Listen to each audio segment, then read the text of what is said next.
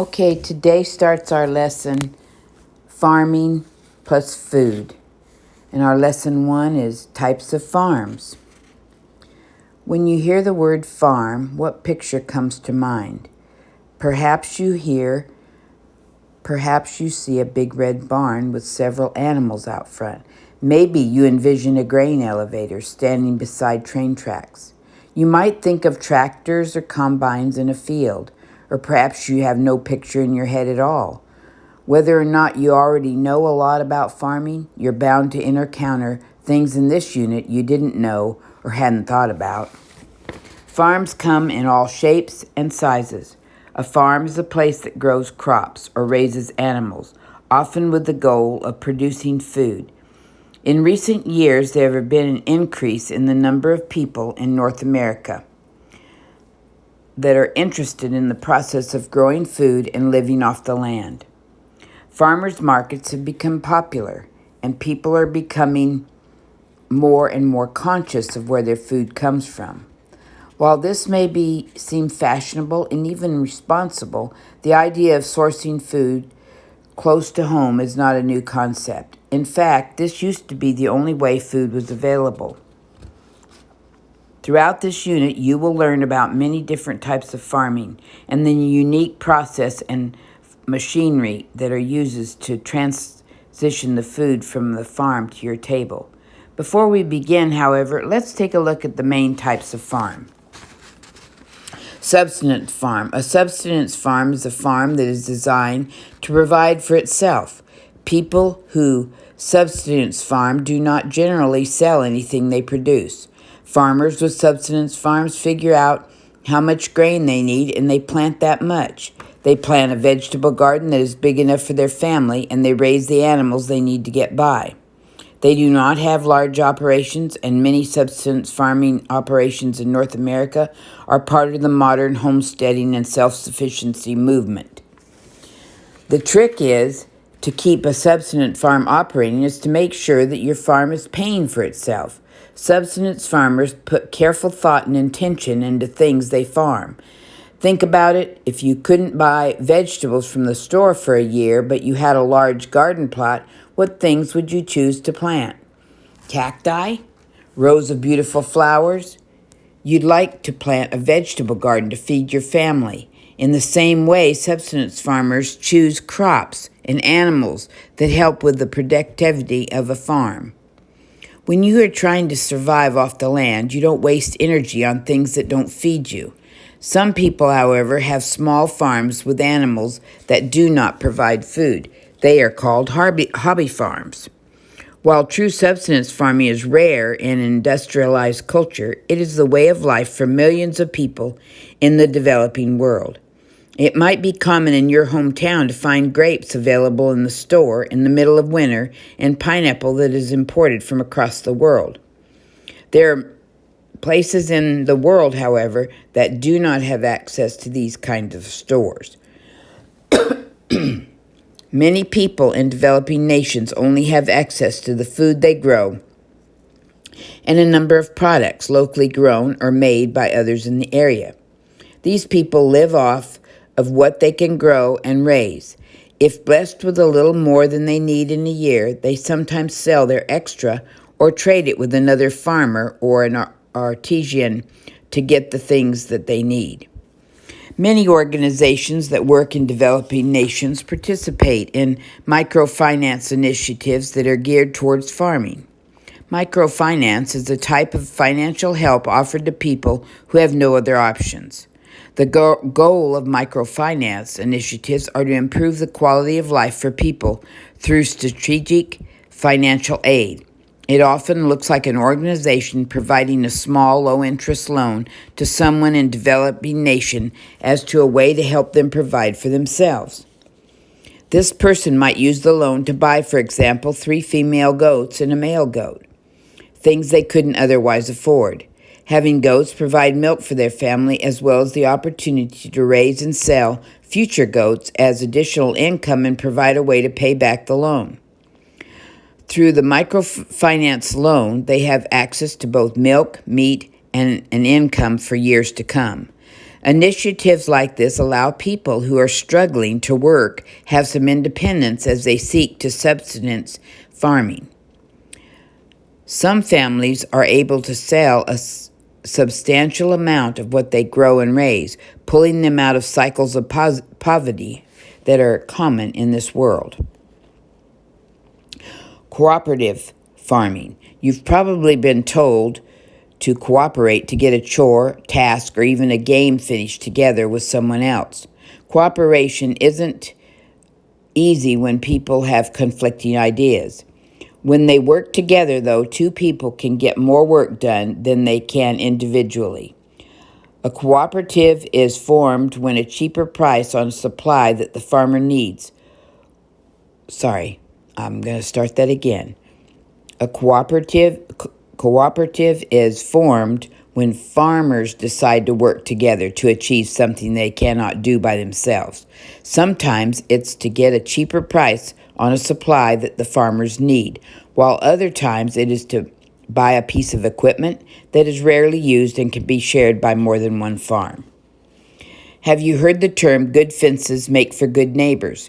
Cooperatives are helpful when they have clear guidelines and a structure laid out. Just like a fence that clearly shows which is your yard and which belongs to your neighbor, a clear and well-written cooperative agreement make it easy to know what each member's responsibility is.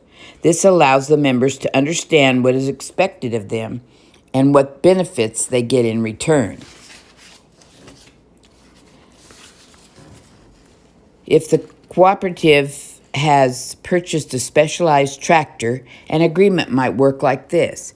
Each farmer can use the tractor as often as they want, as long as they sign up for it the day they want to use it, or at least 3 days in advance. It is the farmer's responsibility to inform everyone in the cooperative when they want to use the tractor. If it is available, they can use it. If it is already booked, they must wait until the next available date. It is also the farmer's responsibility to make sure that the tractor is returned properly when they have finished using it, and that the cooperative is informed that if there are any repairs or maintenance required. Commercial farming. The commercial farm is the most familiar farm in industrialized nations. When people left the countryside to move into the cities in mass, the people who returned to the country were left with the burden to provide food, not only for their families as well as they had always done. Suddenly, they were responsible for producing food that could be stored and shipped into cities.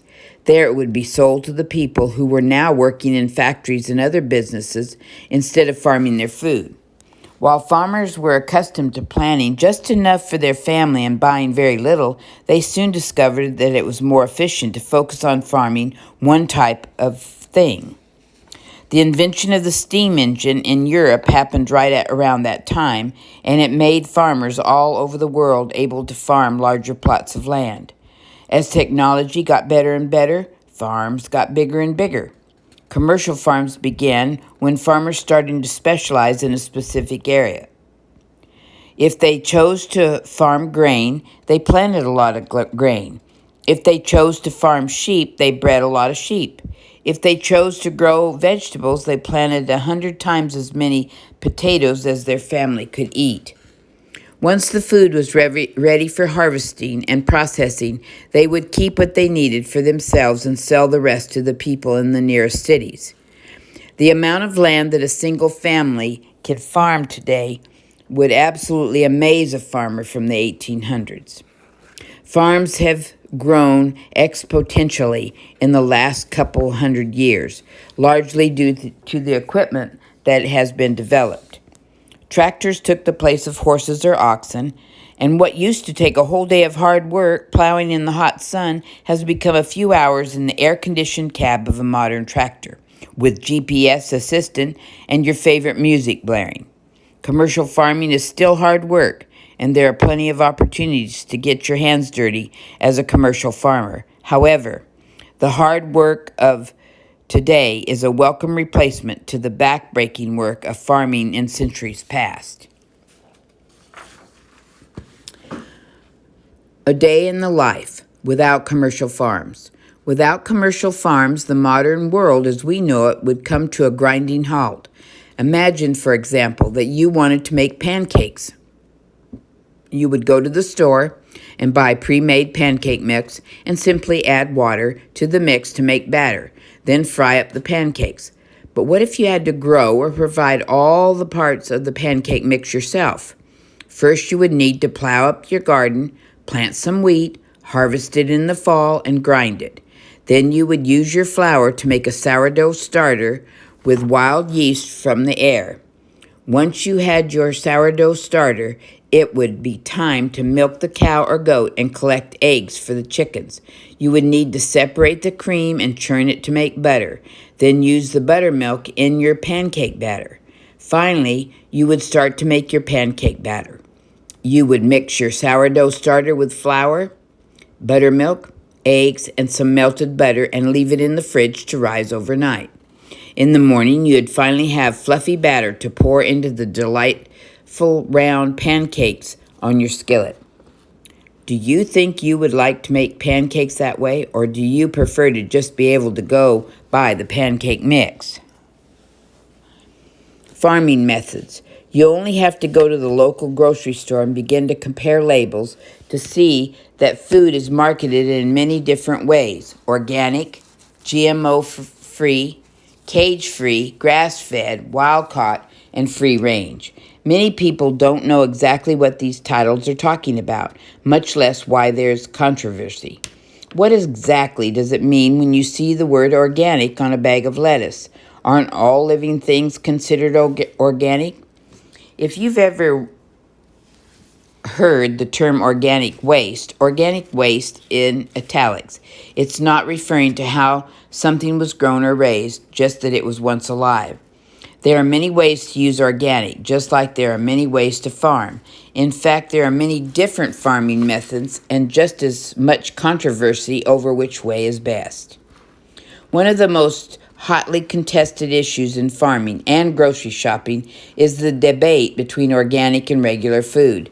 The designation of organic can mean different things in different countries, so it is important to understand what it means where you live before ever beginning to farm or to form an opinion about what it means to buy and eat organic food. Generally speaking, organic farming methods are thought to be more natural and less harmful to the environment than conventional farming methods. But because the regulations differ from place to place, that is not a blanket statement that can be made. Some farmers choose to farm only non-GMO crops. A GMO, genetically modified organism crop, is changed or altered to help it grow better in a certain climate or environment. Some GMOs are designed to resist pests that naturally prey on grain. Others resist certain herbicides, so the weeds that could choke out the plants are killed by chemicals but allow the plants to remain strong and healthy. Whatever they are designed to do specifically, the goal is always the same: to increase yield.